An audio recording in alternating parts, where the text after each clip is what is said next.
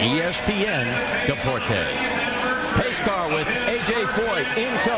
Comes around turn number 4. Cars are already beginning to pick up speed as they come down the front straightaway. Ladies and gentlemen, the 100th anniversary edition of the Indianapolis 500 is green.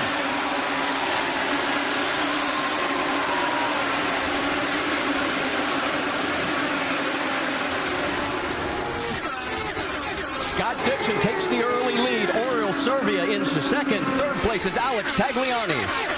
And Marty, a little bit of missed timing by Alex Tagliani down in turn 4. He tried to accelerate a bit too soon. He knew it, got off the gas. It gave Dixon a great run to turn 1. Dario Franchitti, you saw him side by side with Will Power. He's now in front of him. Titanium skid plates, that's the sparking you're seeing. But that will go away as the tire pressures get up. Right now, the tires are not quite at the temperature they need to be. This is an unscheduled pit stop here on lap number 21. And they're making adjustments to his front wing. And they've got a problem. The engine has been shut off. Let's go back. Maybe we can see exactly what happened to Paul. There he's in the middle of the turn, a little high off the white line, the low side, up into the gray, and yes, he's going to tag the wall just with that right side, and the yellow is now out. We've got yellow for the first time, and Takuma Sato from Japan has hit the wall and has brought out our first caution right after Paul Tracy had brushed the wall as well.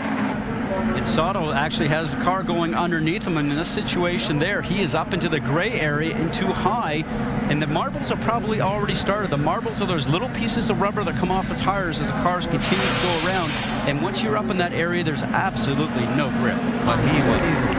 Great opportunity. Let's go back upstairs to Marty. We're getting ready for history here. Our first double foul restart. They come into turn number 3. They're still side by side. Some pretty good spacing as they come out of 4. The green flag flies. Here we go. Will it work as they head towards turn number 1? It's Tagliani, Dixon, Bell, and Servia. This will be the race down to turn 1. Who's going to be more brave, or is somebody going to be able to take advantage of it? Dixon's got the better line, and he'll take the lead. So Scott Dixon back out in front. Tagliani second. Oh, look out, car into the wall. E.J. Vizo is into the wall hard. So that was our first double file restart. And we almost made it. Let's go from high out top and see what happened. No room. Can't do 3 wide going into 1. And it's not the last lap of the race. The first restart. Quite frankly, we should know better. Yeah, absolutely. That is uncalled for. On board with Ryan Briscoe. Listen to Briscoe, gets off the throttle. He sees it transpiring in front of him, does an excellent job getting through all that. And Eddie, you've been through that. I've been through that. Man, your heart rate is just going through the roof. And you're on automatic. Your hands are... Oh, how about Marco? Oh, that is close. Go low. Yellow. Hey, good job. Wow, that was great driving from Marco. That was very hard. He couldn't have been 2 inches away from that car. Paper between the wheels. Well, I was watching Briscoe's hands going back and forth, and I was thinking, left, right. Which way do I go? No-go fuel. No changes right now for Scott Dixon. And these slow stop, guys. Goes down in the way. Doc. Oh, what a terrible situation for Tony Kanaan. We have trouble on the racetrack, guys. Jay Howard has crashed, bringing out our 3rd caution here at the Indianapolis Motor Speedway.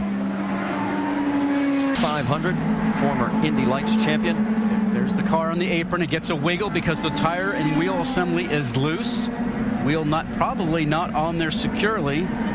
He was doing everything correctly, getting back up on the gas, Eddie, and then when that happens there, and unfortunately, he's going to make contact with the wall.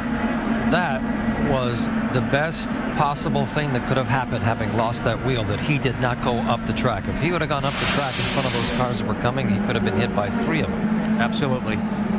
At 60 miles an hour, down to the far end of pit road. Oh, in trouble. We have contact into the wall. The 06 of the rookie, James Hinchcliffe. He has tagged the wall at the halfway mark of the 500, our 4th caution of the day. He's already already up in the gray, guys. We're not sure why he got there. Maybe the car underneath him, he let the car go through. That's on the exit of 3, so he's up on the north end in the short chute. But I can tell you, he's a young rookie who did a very good job coming here with a lot of pressure on him from sponsors and a lot of following from Canada. This is something he didn't want to have happen, Eddie. What has changed lately is the wind is now pushing the cars faster down the back straight, and they're probably picking up 3 or 4 miles an hour going into 3.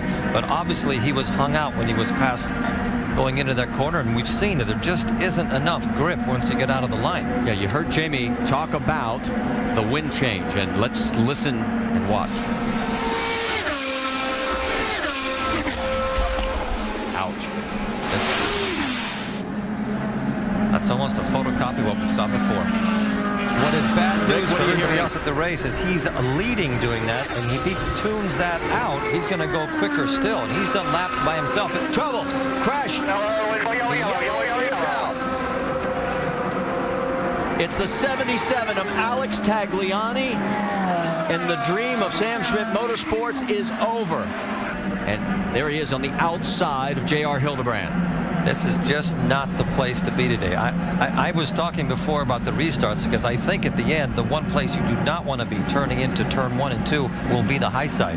And everybody's going to get very aggressive. And I have not seen one car make it around the high side today. And that's been the issues, and that's why all the drivers were not in favor of the double file restarts. And as the marbles start to get onto the track, that's going to become more of an issue.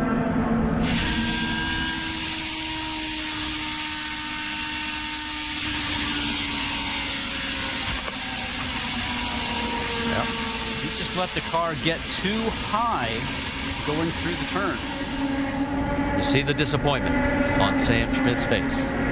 The dream, it was great until just that moment. Well, Sam still has another car in the field with Townsend Bell. Also could not get it done, and in fact, it broke his momentum. We've got yellow flag on the racetrack and a 2-car crash. It is the 99 of Townsend Bell and the 6 of Ryan Briscoe. He was the top running Penske car in 11th position. Bell was running in 10th. Never. I mean, I was there when they... Here, let's watch what happens. Now on the outside, Townsend Bell driving down towards the center of the turn, towards the apex, really trying to drive it down there just a bit too much, and ends up getting locked in with the 6th car of Ryan Briscoe. And Ryan Briscoe really was just, unfortunately, taken out in that scenario. What Townsend Bell did not want to do, and he reacted maybe a little bit too severely, he didn't want to be too up high because he knew there was no grip. And he just charged down the bottom, and there was nowhere. There was nowhere for Briscoe to go.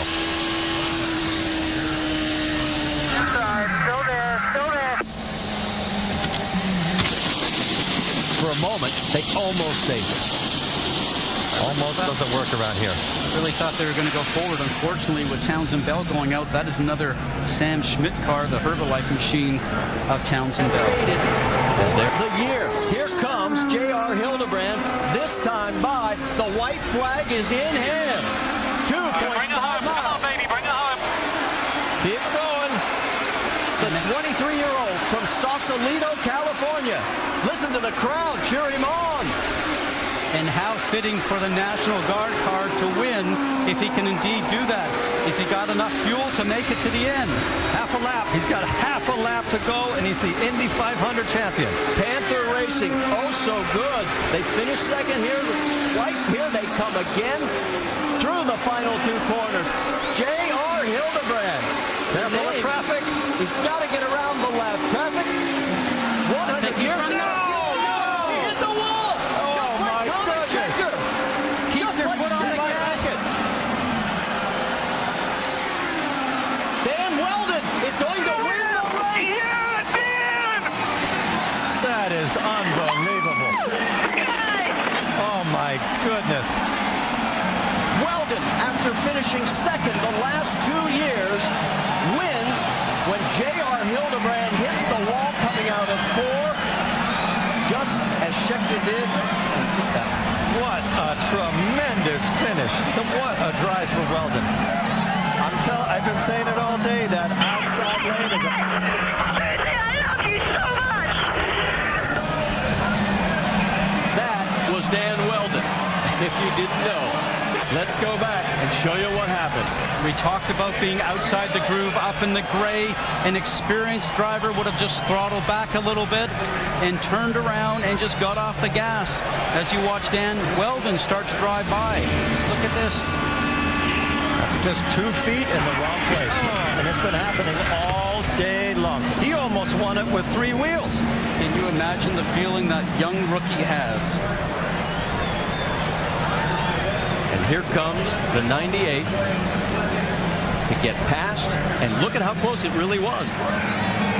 There is Dan, and there comes Hildebrand coming across the line, and look at the reaction, and John Barnes can't believe it, and neither can the rest of his team. Oh, how heartbreaking. What a great drive. Hildebrand is shaking his head, and he still crossed the line in second place. Now, I'm sure that's a record. You just won the Indy 500 again. Let's take a look at Dan Weldon's team. Look at Brian Herta with the headset on the right-hand side, fist in the air. And he is with our Jamie Little.